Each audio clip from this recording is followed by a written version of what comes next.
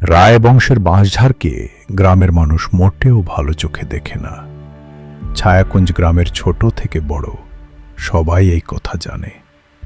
শোনা যায় সন্ধ্যা নামলেই সেখানে ফিস ফিস হাসাহাসি আর অজানা কণ্ঠের আওয়াজ ভেসে আসে।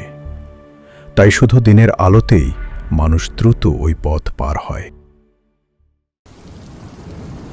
এক শ্রাবণ মাসের সন্ধ্যায় এমনই কিছু অদ্ভুত ঘটনা ঘটল। কয়েকদিন ধরে টানা বৃষ্টি হচ্ছিল। এই কারণে ভূষণের চোরের কাজ আয় রোজগার প্রায় বন্ধ হয়ে গিয়েছিল। সে চুরি করেই জীবন চালাত। বৃষ্টির মধ্যে দেয়াল কেটে চুরি করাও কঠিন ছিল, তাই সে ঠিক করল ছায়াকুঞ্জের বাঁশঝাড়ের পুকুর থেকে মাছ চুরি করবে। এটা সে বাধ্য হয়ে এবং অভ্যাসের বশে করছিল।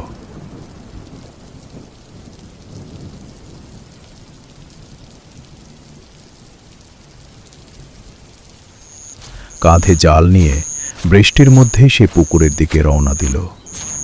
জালটা ছিল সেই জাল যা সে গত শীতে জেলে রতনের বাড়ি থেকে চুরি করেছিল।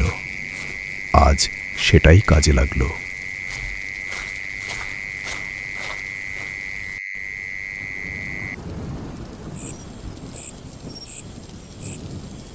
সে জালটা ঘুরিয়ে পানিতে ফেলল। কিছুক্ষণ পর টেনে তুলতেই তার চোখ বড় হয়ে গেল। জালে ছিল অনেক বড় বড় মাছ। ভূষণের চোখে আনন্দ জ্বলে উঠল। সে মাছ ভরা জাল কাঁধে নিয়ে ফিরে যেতে লাগল। ঠিক তখনই সে শুনল চারদিক থেকে শোরগোল। ধরো ধরো, চোর পালাচ্ছে।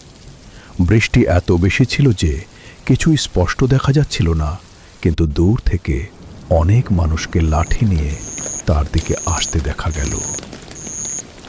ভূষণ প্রাণ বাঁচাতে দৌড় দিল।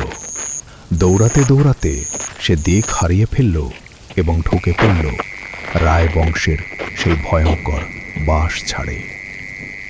যারা তাকে তাড়া করছিল তারা বাইরে দাঁড়িয়ে রইল। ওই জায়গায় ঢোকার সাহস তাদের ছিল না।